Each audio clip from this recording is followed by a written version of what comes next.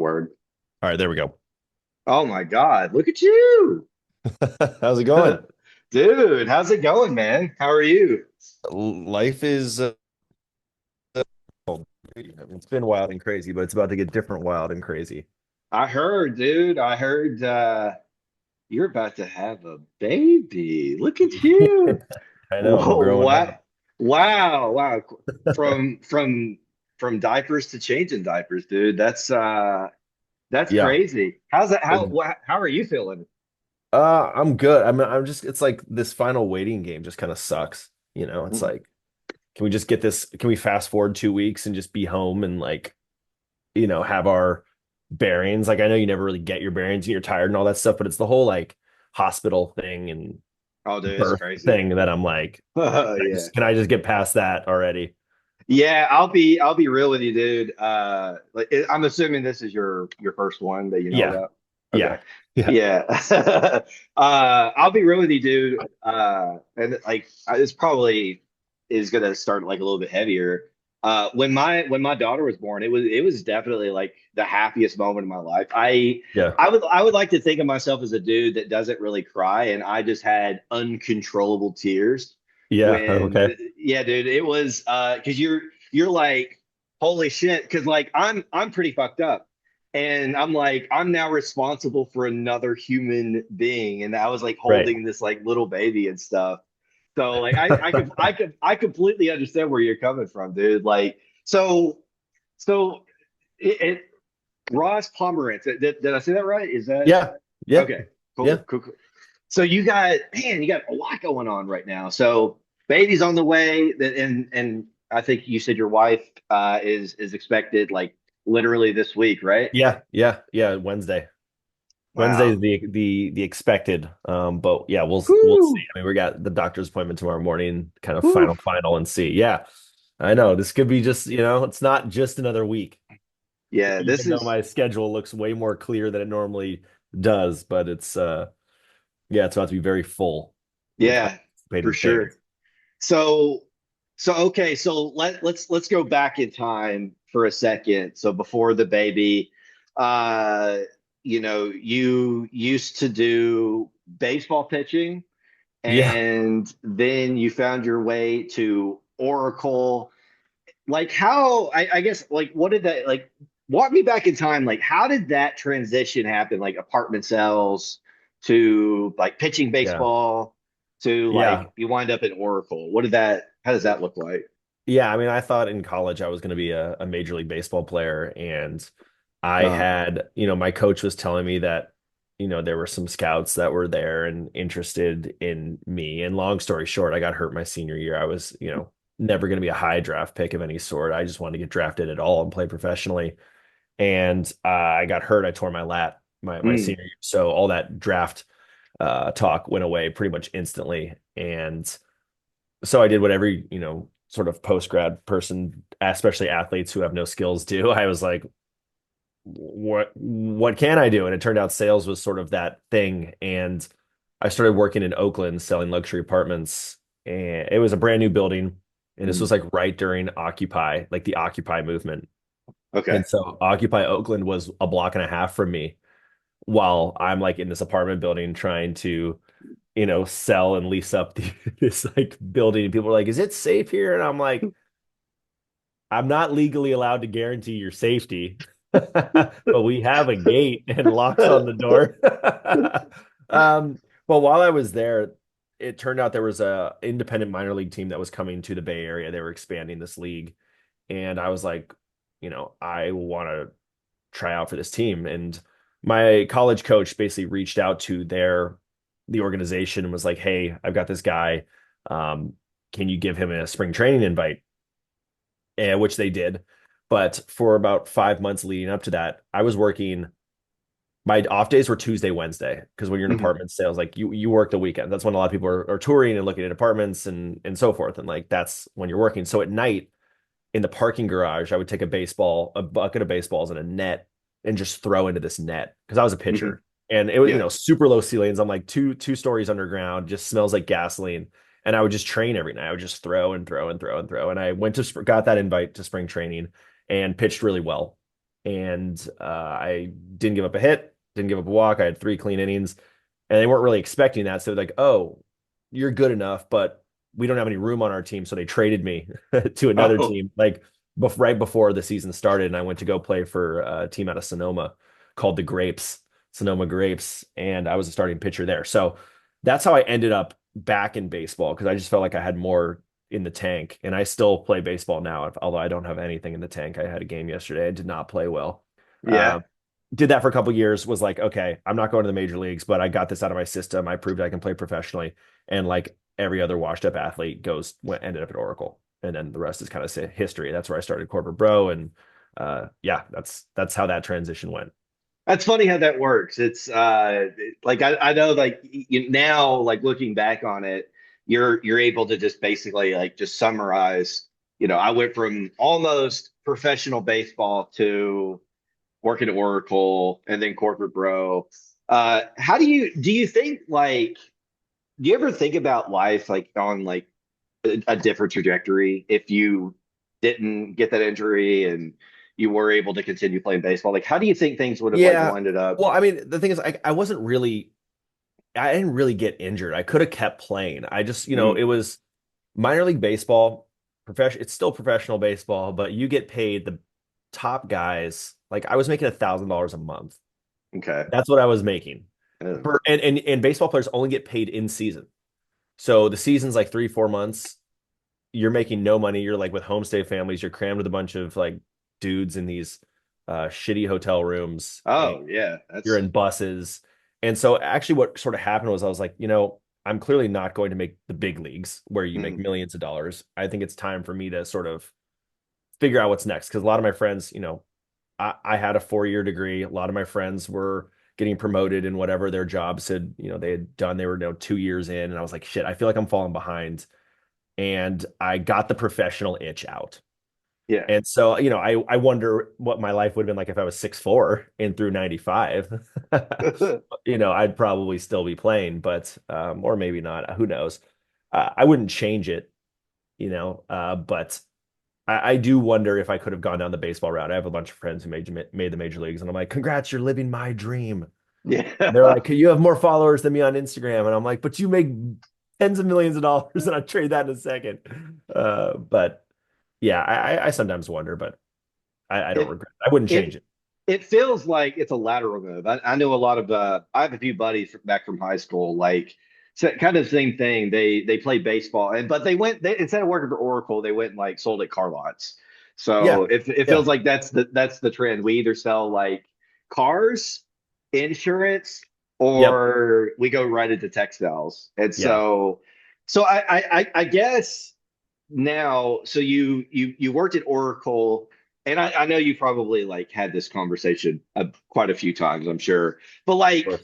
how did the inception of and like I'm going to rewind this. So you're corporate bro now. Like fast forward, you're working at Oracle, you're poking fun at the things that are happening at Oracle. Like, did the persona of corporate bro, was it like born out of like these are real life characters that I'm actually like Yeah. imitating and like how did that happen and then it going into like the Sales Are Dope movie? Yeah, I mean, it's a long road from there to the Sales Are Dope movie. Yeah, it is. I started on Vine, right? And so like 2013, that was, 2013, 14 was sort of Vine's heyday. And, 6 second videos you could make pretty easily. And I just kind of decided, I remember I was walking with a buddy, Matt, who's was in a lot of the early videos, Oracle guy, but I was like, dude, everybody here is just such a corporate bro. Like everyone, every single person. I meant that in a completely non-gendered way. Like nobody knows what the hell they're doing. They're all coming from party schools. It's a work hard, play hard sort of mentality. We're all in this random building on the Oracle campus. All the salespeople are in this place called Twin Dolphin, which is across the street from like the beautiful buildings you see from the highway. Mhm. We're in this shithole frat house called Twin Dolphin where everyone's 20 to 40 years old, working with Fortune 100 companies, selling products we don't understand. And it's miserable and fun at the same time. And so that's why I was like, everybody here's a corporate bro. I'm going to start sort of documenting this. And I definitely leaned into the like, I can play the douchey bro. But Yeah. corporate bro, the reason I went with corporate bro was the Dilbert comics, from like our parents' generations. It was just like Dilbert was Joe Schmo in the workplace dealing with everyday mundane work problems. So corporate bro is the new modern day Dilbert, which was just like corporate bro is just supposed to be any of us, just a guy, like some random dudes trying to figure it out in the corporate world with no idea what the hell they're doing. And Yeah. that's just sort of how it happened. And it was all, there were no characters directly inspired from anybody in my real life except for one, Travis. Everybody else was just like pieces of other people that I had met or things that I saw that happened, you know. Okay. So That's it wasn't cool. like direct people, just the moments and things that happened. Yeah, it's so funny because it's like and for years I actually watched your videos, and it actually did start from Vine. Like I was like, who's this guy? Yeah. And then like when I first got into software sales, like specifically like when I started selling into startups, I found your videos as kind of this it's just so funny. It's so funny because like I grew up with you in a Yeah, weird yeah. way, you're right. Yeah. And so like I'm older than you, and it's like I grew up with you, but I I grew up with corporate bro, and I think a lot of us did really like Yeah. through our professional years. But it's so funny because there's so many things that you say and do, and the characters and the like the cold call role plays especially. Like it's so Oh yeah. it like upsets me because of how real it is.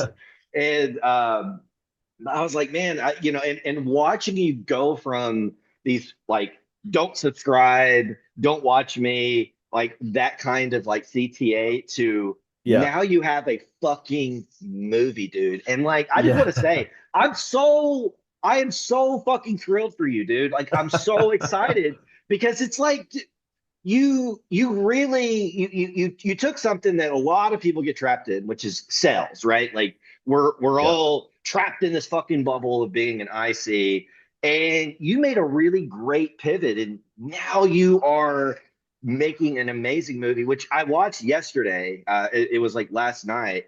Uh, and so like I guess how did that conversation with Amazon happen? Like how did you Yeah. what was that? And yeah, if you could just walk us through that journey. Yeah. I mean, it's funny that you say that. Like, I have, there's a lot of people that kind of grew up with me, and there's a lot of people, and I think about it all the time. Like, and this is kind of like a two-part answer here. I'll get to the second piece, but it is, it's like nostalgic. It's terrifying. It's humbling and awesome. Like, I was going through it at the same time as so many people were, Mhm. and I was just sort of documenting it. And I have a lot of people who are like, man, like, dude, I started following you when I was an SDR, like, and I'm a, an N rep now. And it's like, that's so cool that people that like I'm a piece of that journey for them. It also makes me kind of scared. It's like shit, like we're all washed up now. Like we're all like, Oh yeah. growing up, becoming adults. We're not like the dumb little shit fucks who don't know what we're doing on the phone, like just like No. causing mischief and all that stuff. Um, but to answer your question, it was like I never started Corporate Bro with the intent of it becoming something huge. It just turned out that a lot of people were going through the same thing as me. And every time I felt like I was like, oh, I'm at my ceiling. I'm at my ceiling. There's not enough people. There's no more, there's the audience is so small. It's so niche. It kept kind of growing. And obviously with tech now and the consolidation and things going, less people working in tech, as we all know with the layoffs, and we can get way deeper into that if we want to, but perhaps we Yeah. shouldn't. But it's just like, you know, it's hard to watch that industry that's helped me so much that like I want to be a part of. When people aren't happy, they don't want to laugh at tech. Like it becomes like this is too real, this is too close to home. Right. Um, but I was like, someone needed to tell this story. We had the Silicon Valley TV show, which did a great job of like founders and coders and VC, and they like had 2 or 3 episodes with sales in it. And the whole bit was just like, she's Jan the man, and it's like, what's up? It's Corp here, sales, Enterprise West. Yeah, quick question for you. And there's like Enterprise East, SMB, North. Like that was the whole joke. But I was like, no one told the story, and sales is the biggest profession in the Silicon Valley. Why are we not talking about these people? And so I wanted to write a show, which I wrote the timeline. I was trying to figure out the timeline. I started writing a show in like 2015 or or something, just for fun, kind of on the side. I was like, what would Corporate Bro be like if it was a show? Fast forward to, I'll say like 2018, I was in business school. So 2019 was in business school, and I was like, I'm going to shoot a pilot. So, I was doing SKOs and starting to do brand partnerships. And so I was making money and like, fuck it, I'll just fund, this pilot. It was, 40 Mm. grand, shot Wow. over a weekend in LA. Fuck. But we had producer, we had all these things, but it was still so fucking low budget. Like shooting stuff is so expensive. It's crazy. That's We had no crazy. music $40,000 to shoot the pilot. to shoot the pilot. And Wow. yeah, and like we had to cut every corner. We had to take like I mentioned in the LinkedIn post, we hired porn stars, like because uh, to be like extras to one guy who's a speaking role. He had just come off of winning what I guess we'll call like best male actor in an adult film. His name's Tommy Pistol. You can look him Oh, up. no fucking way. That's so funny, dude. Yeah, so like we stole stuff from our Airbnb as props to bring in for the office. Like we did all these things. We had no sound, we had no music, like no sound design. So like what you don't realize is like Yeah. every footstep, every door close, every like coffee sound is all added in post. Like in every movie you see, like it's almost never the real sound that you're hearing Yeah. other than dialogue. So it's like such an empty, weird sounding thing. We were stealing, it's illegal to shoot outside without permits. We were doing that. We were just stealing them Weird. in I didn't know LA. We that. stole some. Yeah. We stole some in. That's why you can't like go around with a camera in LA because the cops know. In San Francisco, nobody's really thinking, oh, you're shooting a movie, you're shooting something. So we were stealing shots of cable cars and buildings, and so I also got so sick. I had like COVID or bird flu or swine flu before it was cool. Like I was so ill that weekend when we shot, and it came out incredibly mediocre. It was just like so bad. You can go look it up on YouTube. It's called Corporate Bro Pilot. Like we even stole a Kanye song, which oops, hindsight, uh, as the theme. And but that was a lesson that you could only learn the things that I learned by doing that. There was nothing I was going to do short of like being an intern on a Hollywood set. And even then, I wouldn't have got exposed to all the things I needed to understand as a producer. Yeah. We fired our director after one day What of the of fuck? a 2 day shoot. Whoa, how's that It, happen? moral of the story, guys, don't hire your production company and director through Fiverr or Upwork, whatever we did. Huh. Like, he came in, he did not know anything about my social media videos. Like Oh, when I met him that day, I was like, yeah, so like I do this thing, Corbin was like, oh, that's neat. That's like really cool. And I'm like, bro, you should fucking know that. Like this whole thing is about that. So that was a red flag. And then we realized at the end of the day, we got no feedback, no direction from a director. He would just say action and cut. We're like, was it good? Did you like it? Any performance issues? Like notes, things you would say and we're like, holy shit, he didn't say any of that. huh. So we fired him and had our producer just be the director. He like actually had experience and he was solid. But anyway, that was it.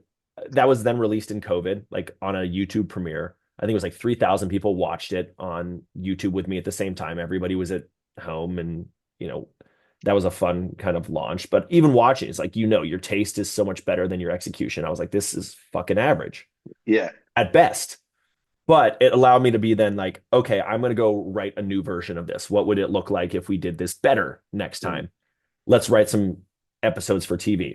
Okay, we realized that in order to shoot, as I said, $40,000 for a pilot, what would it take to shoot a TV show? Millions of dollars. Okay, fuck, we can't shoot a series on our own. Let's take 3 episodes we've written, dice them into pieces, and create a web series, which is what S.A.D.N.E.S.S started as.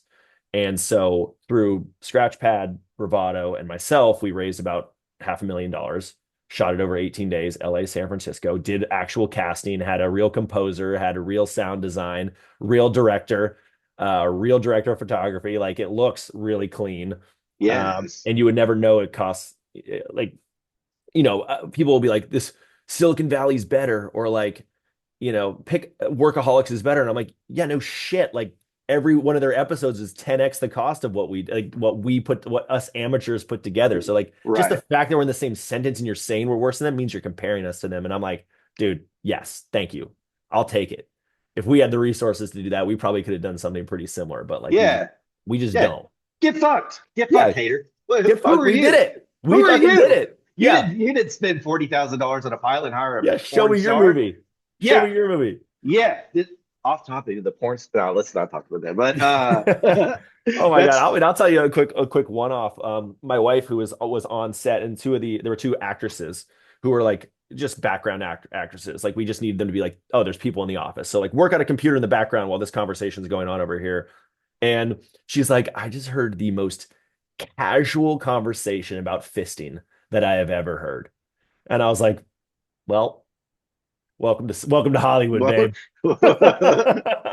These girls were talking about doing some, I don't know, fisting, and it was just like very matter of fact. I was like, ah man. Well, is that and like I'm not going to spoil anything in the movie, but like there's a part in the movie where I think you mentioned fisting oh, and not a was callback to it that. No, not a callback to that. That's just, because our manager's name is Fister, and like it's you really his know, name? well, that's his name in the show. Yeah, yeah, yeah. Yeah, yeah, Okay. yeah. And that's not his real name. But Paul Fister, and so we just always like to make fisting jokes off of that. But no, not separately of what happened on the set there. But then I'll take you to the next part. Was we released that as a series 3 years ago, 2023, 2 years ago, and we didn't have any money for like promotion. We didn't have any marketing budget. We just wanted, I've always been like, whatever money I can make and put back into the content, I'm going to. Like, I just want to make the best possible things I can make. Yeah. And hopefully it speaks for itself. And like, you watch it, like, it's good. It's not great. Like, it's not going to break the internet. It's not going to go viral. It's more just like the story of it to me is more interesting than like the story of it getting made is more interesting to me than the show itself. And of course, Mhm. again, you can only learn by doing in some of these things. I'm like, all right, cool. Now I know how to take this even to the next level if I ever get to do it again. But Amazon approached us when I earlier this year, or sorry, late-ish last year, posted about wanting to do this golf movie. So I was writing this golf movie with the director of S.A.D.N.E.S.S called The Back Nine, and I posted a pitch deck about it on LinkedIn and was like, "Hey, anybody know any producers? Here's a film that we want to make. It's kind of like sales, golf, thriller, comedy. Like Mhm. it's like a murder. It's The Hangover meets like Weekend at Bernie's." Yeah. And so I got a bunch of people reaching out to me, a bunch of these producers, and this other guy who happened to be a film distributor was like, "Oh, like who is this guy? Let me take a look." He actually went and watched S.A.D.N.E.S.S on YouTube and was like, "Holy shit, this is pretty darn good. Like this is way better than I was expecting." And then he reached out to me. He's like, "Hey, have you ever thought about getting this on Amazon or any of these other sort of like distribution channels?" And I was like, "Of course I've thought about it. I have no Yeah. way to do it." He's like, "Well, I might be able to help you get to Amazon." And he did. And I would say 5 months later or so, they basically went to Amazon. Who's like, they can't take these short form episodes. They have a minimum length. It's too short. Have you ever thought about cutting this as a movie? And I was like, surprisingly enough, we have a cut of this as a movie. Our director cut it as a movie on his own separately. And so we submitted that to them and they were like, okay, this is good enough. Like we'll put it on Prime. And so it took about 5 months and to get approved and go through the Amazon channels. And they were like, all right, like, we're here for it. So now it's on Amazon. It's Fuck something yeah. so long ago. Yeah. So Dude, hopefully that we can turn it into the next season, into a true season, which we are writing right now. okay, cool. So that it seems like that's on the roadmap then. Where is it a continuation of SAD or do you think So it's it's gonna both. It's written in a way that would be a continuation of season one. But we're also writing it so this could be season one in theory if people don't go back, don't go watch the movie or don't go watch the old YouTube. And so we're using it as we have a pilot, we have a pilot, and then we have this series that we're writing. And so we have all these materials that we're going to try.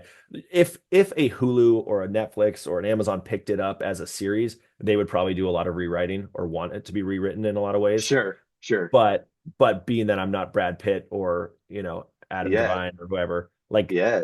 I need to bring as much to the table as possible so they can see kind of what the vision is. Because if I was one of those guys, I'd be like, here's this idea I have. They're like, cool, here's $50 million, just go make it.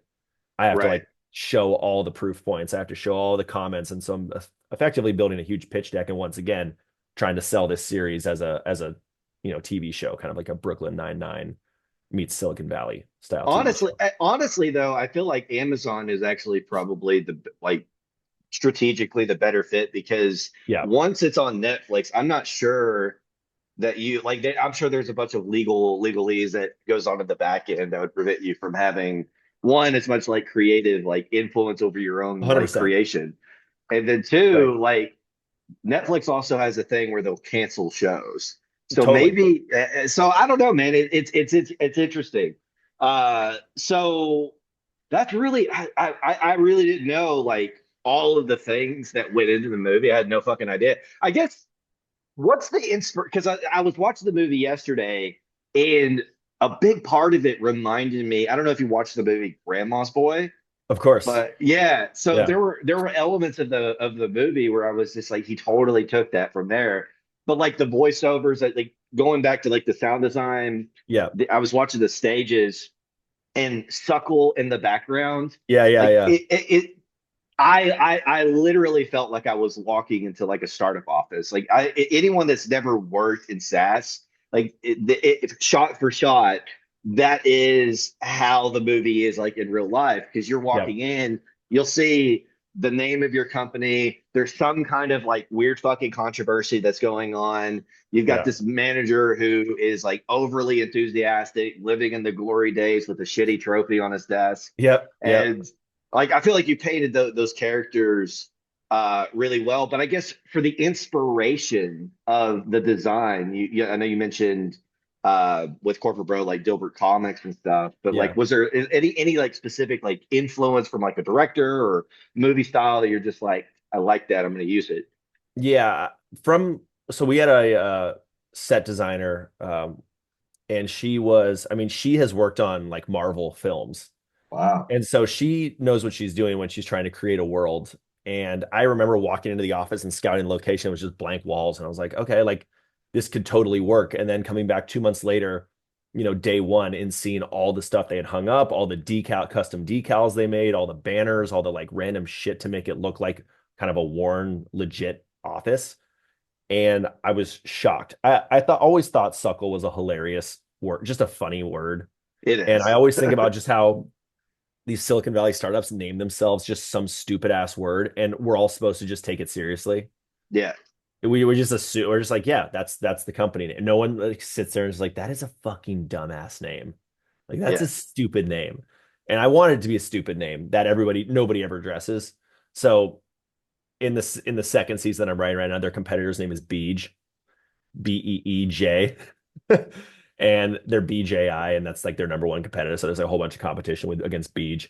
But the the thing that I thought was the most well done, and this was not no input from me, was the ability to make cold calling and like office life look visually interesting Mhm. from the director, from the way the camera's shot, from the slow motion stuff, from this kind of cinematic style rather than the, shows like The Office or Parks and Rec, the mockumentary sort of cameras on the shoulder, like kind of bouncy punch in these like quick zooms where it feels like you're supposed to be there. This is more like cinematic, Right. sliding cameras, like, really slow movements. And I just didn't want it to be compared to The Office, even though it was a workplace.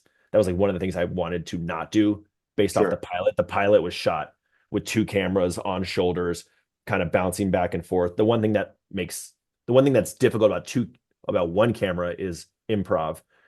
You know, one of the things that people don't realize is most of the time it takes to shoot something is actually just camera resetting. Like the scene takes place over 15, 20 seconds, and it's like, all right, cut.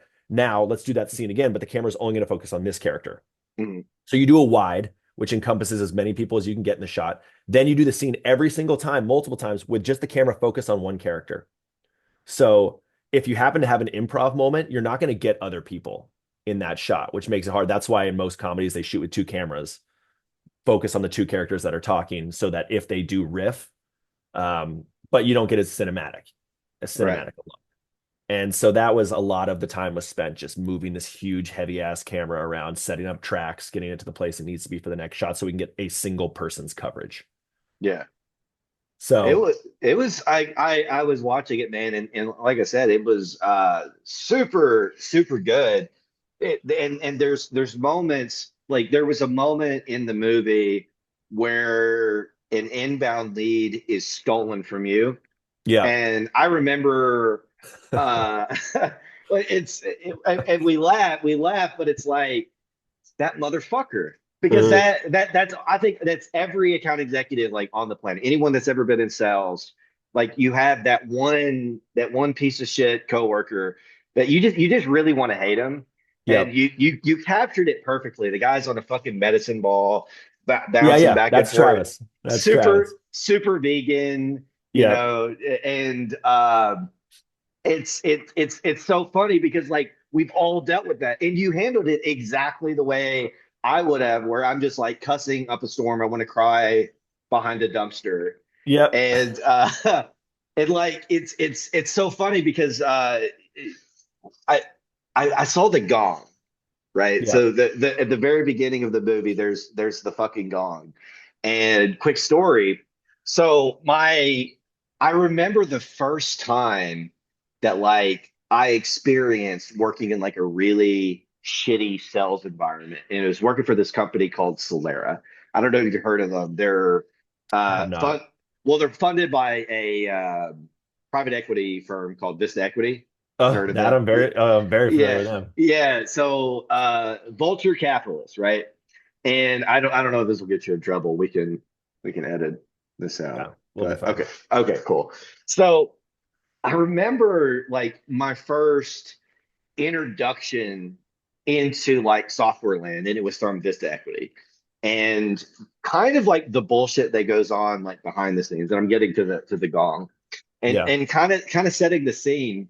So I remember like when I first stepped foot into the building, it's this huge, amazing, beautiful building, architecture just everywhere. And you walk in and you're like, man, I'm living the dream. This is it. Yeah. And I remember like you press the floor, it was floor six, and you press the button to the floor, elevator door opens, and it's like you walk into this completely like upside down world. You've got there's construction going on. The floors are peeling back. The ceiling is caving in, and you're Yeah. stepping into a dungeon, right? So I'm stepping into like a cell's dungeon, and then you open the floor, and there is this army of just sad NPCs, like wearing pajamas, and in the highlight of the room was this fucking giant gong, Of course. and of course my hillbilly ass, I'm sitting right beside of the gong, right? And so I'm trying to have calls with prospects. And I'm like talking about how, our customer service is top notch. We're going to be able to do XYZ for you. And you have some motherfucker pumping his chest up like this. Like he would literally like do this, like, Yeah. I don't, Of course. this Saunter Frankenstein on walk. up. Yeah, saunter on up and like super fat, by the way, his like, gut was like hanging off. And in his like pajamas, and he would take this mallet and he would like with the might of Thor would smash the fucking gong Of course. as I'm on the phone with my prospects. And it would just boom, but he wouldn't do it like once or twice or three times. I mean, it was just the entire time. It would emanate through Yeah. the entire call center, dude. And I don't think anybody realizes like the bane of your existence when you live beside a fucking gong, Yeah. right? Yeah. And so I saw that and I'm like, man, fuck this place. And then so I guess for you, so kind of like going back in time, is there any moment like whether you like worked at Oracle or you worked at some other random startup for like 8 months or whatever, is there any like specific like horror story, like war story that really like comes to mind that it's just like I'm gonna fucking use this one forever for all of my skits forever and always. Yeah. Yeah. I mean, the the role play scene that you Oh messaged me about, yeah, obviously in sales, like we do so many role plays, but nobody ever prepares you for like the person who's just a huge asshole. no one does. Um, my very first cold call at Oracle, my first time on the phones, I was with my manager, and I've told this story a few times, but like we're on a splitter, so this was plugged into the phone. His headphone, both of our headphones were like connected to the same phone. This was pre-wireless headsets and so forth. And I call this guy in Florida, some CTO in Florida, and I could just tell from like, not to be that person, but sometimes I'll look at a LinkedIn. I'm like, this guy's a fucking asshole. This Yeah. guy's gonna be a dick, and I know it. He was wearing an Aviators Oh. CTO in Florida. I was like, this guy's gonna be so mean, and he was so mean. My first call, you told me to blow him in not in that was I'm putting it nicely.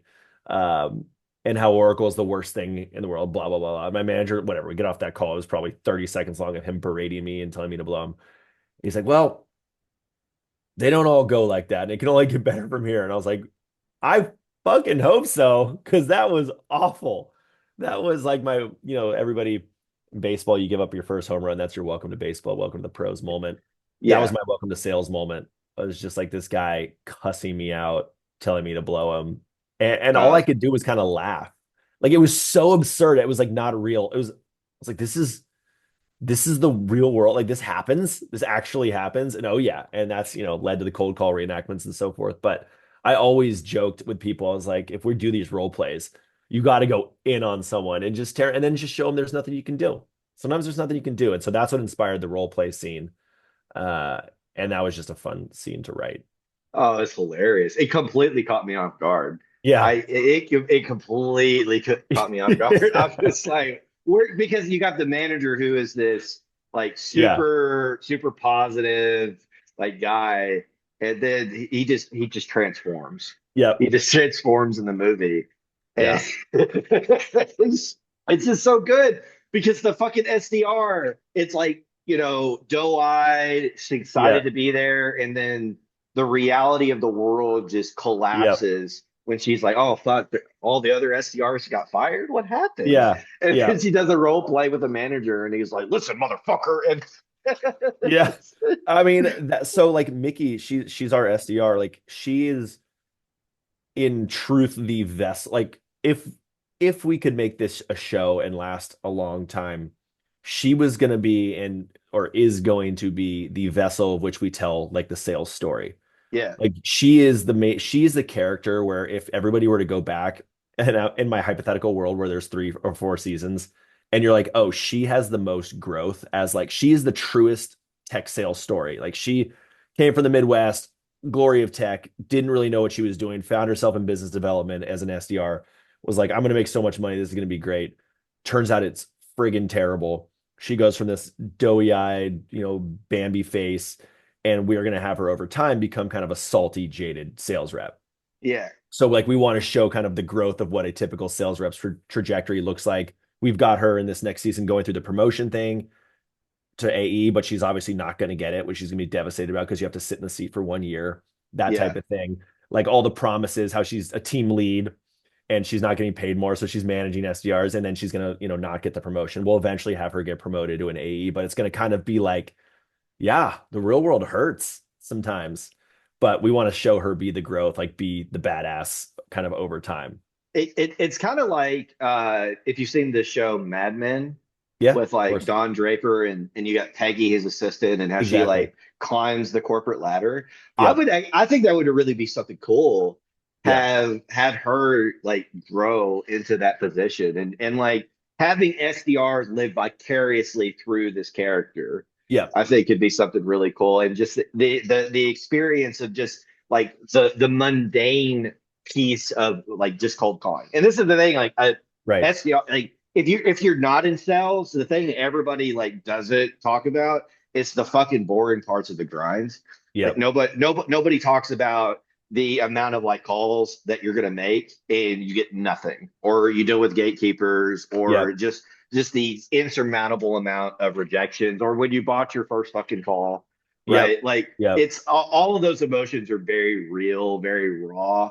And then on top of the fact, when you have these aspirations of wanting to move up the ladder, it's like there's political bullshit that prevents you from being able to Exactly. get to that point.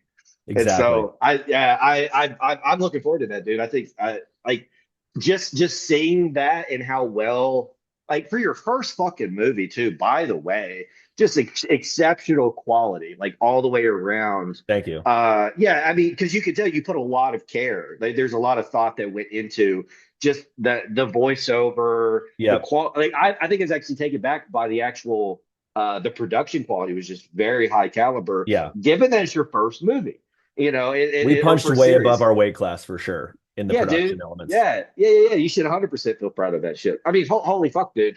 And I was watching. I saw like Scratchpad, like you see like on Yeah, yeah. the you see Scratchpad, and then you Little see Easter like eggs. Bravado. Yeah. I was like, I see fun of it. That makes Yeah. sense. Yeah, I mean, So, you got to do it. Like it's sometimes it's the only way to get there. Like I could never afford it on my own, and like they were hugely supportive, and they didn't ask for ownership or anything. They were just like, see if you can find cheeky ways to feature us. And like to a casual, they're not really going to notice, but someone like you, who's an ex knows that deep in the tech game, like yeah, you'll catch it. And like I want people to catch it. I wanted to put things in there for like the real ones to see and be like, oh shit, like there's sadness written on the whiteboard right there. Like there's like little tiny things and odes to tech. Even the war room, like I have Kahlua. That was an inside joke in the war room. Like hmm. everyone talking about sales reps and like Kahlua. And I was like, fuck it, I'm gonna have a bottle of Kahlua at the end of this just to like shout out, these freaks in the war room. But you go back, we were right every night. We were back in our apartment or an apartment, our Airbnb that we were all staying in, just writing, like Hmm. writing more, like being like, okay, we changed up some lines here. How does that change this scene? And we're writing until 1 a.m. and then we got to be on set at 6 a.m. And then we're telling the actors, hey, so we changed your lines a little bit for this scene. So yeah, you're gonna need to go ahead and memorize those before we shoot at like 9 a.m. And that's just kind of how it goes. You're building the plane as you fly, even if you think you've already built it.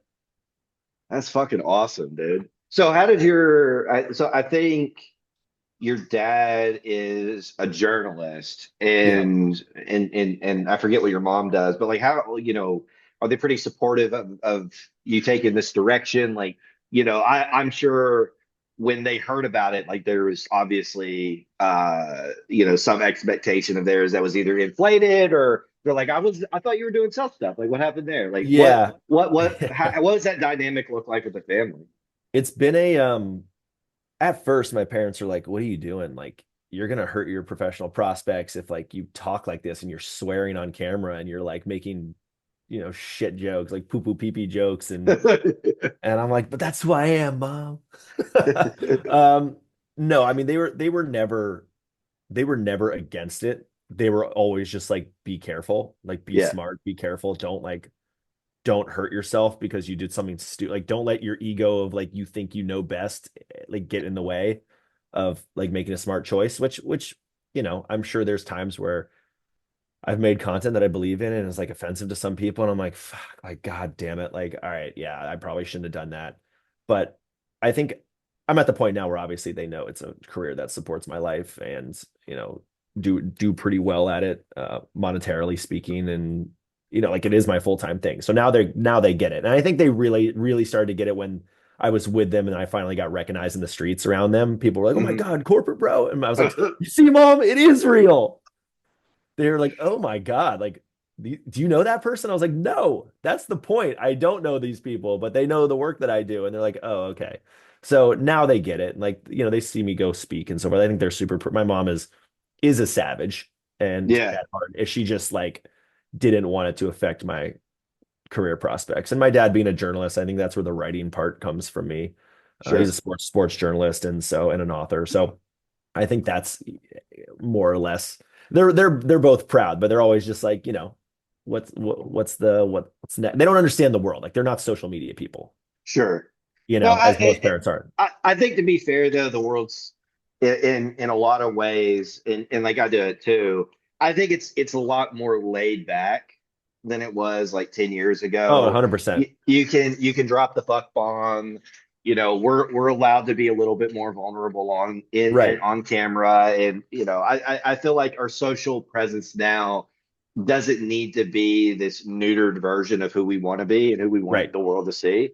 So I do think I understand like their criticisms. Like my parents had the same thing. Like they would not approve of half the things that come out of my mouth, right? Yeah. But I do think that there comes a point in like our careers and the decision that we take where you do have to kind of take ownership of this is the type of person I am. I'm going to say I'm going to just bring it out to the world, and hopefully the world accepts it.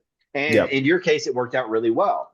Uh, going back, you graduated from Stanford, and I think one of the things that was really, I guess, interesting for me is you've got some pretty like, even though you've got like corporate bro and there's the persona, and everything is a mockumentary of sales. Uh, you have a very like educated take that I found to be very surprising, given that you've got this corporate, Yeah. the obnoxious corporate part of sales, but it's like behind that character is somebody that obviously knows what the fuck they're talking about. Like you've done sales for a long time, and is there do you ever feel that is corporate Bro, I guess, always going to be like your personality? Like, is that what you want to be known as, or do you want to try to now rebrand into I Yeah. am Ross? Like, Yeah. what does that look like to you? Yeah, it's a good question. It's an existential question that I'm always asking And myself is, am I Ross? Am I you fucked Corp? up. Who am Yeah. I? Where is it Yeah. going? No, no, it's true. And like I was, you know, it's interesting just the way the world has shifted for a long. I mean, I created corporate bro because I thought everybody was a corporate bro. Like we're all just trying to figure shit out. But then bro became a horrible word, right? It became Yeah. a negative word, which like, okay, fine. Like I get it. Like I'm not gonna argue bro culture and like the toxicity of a lot of these things. Fine, true. That wasn't my intent. Like my intent was to satirize, like parody that life. But the problem is a lot of people think that's who I am and like and took it face value. Like they didn't see the sarcasm. They didn't see like this the satire. And that's hard when you have a lot of people who don't know who I am. Like I lost so many gigs. I've lost so many like opportunities because of the name corporate bro. People who don't know Interesting. who I am or what I'm about, and they're like, no, no, we can't work with a corporate bro. Okay, well, have you watched any of his stuff? Well, no, no, we just can't like work with another white corporate bro. Like, okay. Mhm. Rather than being like, oh, this is like there's a commentary here. Like there's a social commentary. There's like something deeper than just like some douchebag with a camera. And Right. that's been very limiting. But it's the every time I think about rebranding, like I after business schools when I came out as Ross, where I like started Ooh. posting videos on my Ross account, where I put my name on my Instagram. I mean, there's still people out there who don't know my name is Ross. A lot of people call me Corp. Most people call me Corp. I prefer it. I prefer Corp at this point. But Okay. but I guess the point is I'm the guy who plays corporate bro. I'm not corporate bro, and that's what I'm trying to get people to differentiate. And it's hard. And I think LinkedIn is where I'm able to do that the most. Mhm. I can have more educated, thoughtful takes on there that you can't really have on Instagram. People just like, give me the funny clown and be on with it. Dance for this Right. banana, right? Yeah. Yeah. So yeah. So I mean, I think all the time about it. I am trying to push myself towards the Ross route. Companies, it's like the Stanford thing is it's lame, but the amount of social proof it gives me for all these decision makers, like, should we hire this guy? Is like, Yeah. oh, he went to Stanford. Oh, we're good then. And it's like, fuck you. Like, Yeah. shouldn't be what it Yeah. takes, but okay. Like, that's been like the biggest thing for me with the Stanford degree. It's just like the credibility for a lot of these people to hire me or work with me or, contract me, whatever it may be. That's been the Yeah. biggest thing. Yeah. It is kind of fucked up too because there is prejudgment about somebody. Like if they Yeah. didn't know who you are, they know Ross went to Stanford. If you just Right. watch Corporate Bro, the series, and you just see it, the character, just like who the fuck is this guy?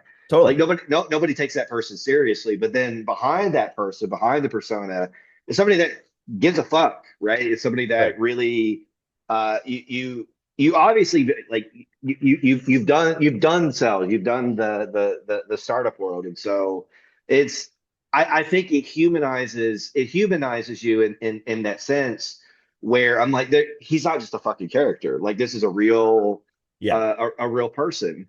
That's And the hope. That's the goal right there. And I get it. yeah, Like, I don't blame people for it. Like, to like the judgment. I mean, we're all guilty of judging people and for whatever random things we see. sure. It obviously, as someone who's living it, it gets frustrating. And so I do like, I constantly think about the brand is how do I put out an occasional post? It's why I posted about going back to Stanford on LinkedIn. Like, Hmm. do I like making that kind of post? No, but I have to make that post.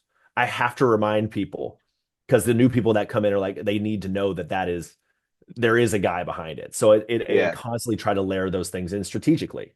It is Yeah. important. It's a constant like balancing act. Yep. Cause like I went through this phase where I was just like, fuck corporations. And I wanted to just speak the truth, Yeah. you know. And the problem that I personally encountered is I became unintentionally like the LinkedIn attack dog. Yeah. And so my brand was around being that guy that was going after companies and talking shit on LinkedIn and Hmm. being very outspoken. And to a degree, yeah, it got me a lot of viewership, right? Like I got a bigger audience as a result. But the the challenge that I dealt with is like that's who I was known as. I Right. was known as a guy that just was very angry. And you know, you have to do some reflection. It's like what is my identity? Like what do I want to be? What do I want to Right. showcase to the world? So I completely get where you're coming from there. Last question. Sales are dope, but what is doper? Ooh.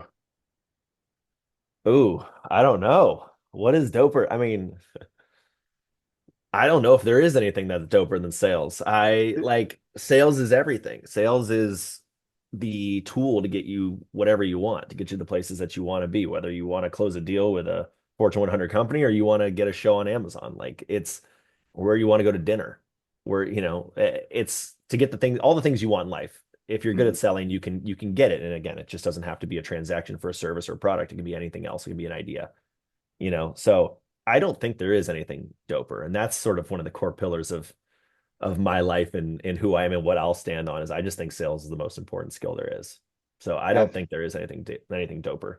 yeah, I fucking 1000% believe that because like it's crazy. Account executives were these big babies that get paid as much as doctors. You know how crazy that is. Like Yeah, the contributions to society that we totally. bring. Like, just following up with you on our last conversation. Yeah, You yeah, know, when can we expect that contract to sign there?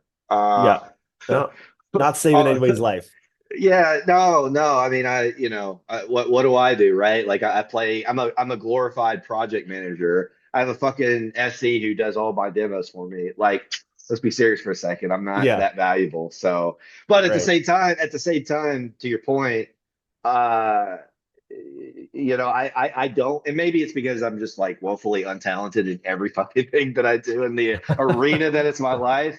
But the outlet of sales is like really like opened up my horizon. I literally could not do anything else because like sales is just so rewarding because it's Yeah, the only thing I could really get. Let's be serious for a sales are second, but dope. sales are dope. Never ever stop selling. Correct. Exactly. No. Fuck yeah, dude. That's awesome. Listen, I'm so glad we had the chance to talk today. Yeah, man. Anyone that's watching this, go check out Ross's Corporate Bros new movie. Sales are dope. Yep. Check it Sad. out. Check it out. Sad. It's sad. You can rent it. You can buy it on Amazon.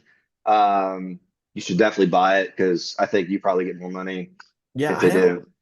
I have to go look. I don't know if I do actually. It's I don't know how that works, but I don't know how whatever. it works. To be honest, I don't exactly know how it works either. I get paid out. It's like Spotify. It's like how long, many hours are people like streaming it or watching it or something like that. But I have Okay. to go look at it. At this point, I don't anticipate it being a Eh, financial boon for me, given how much money I spent to make it. But just glad that it's there.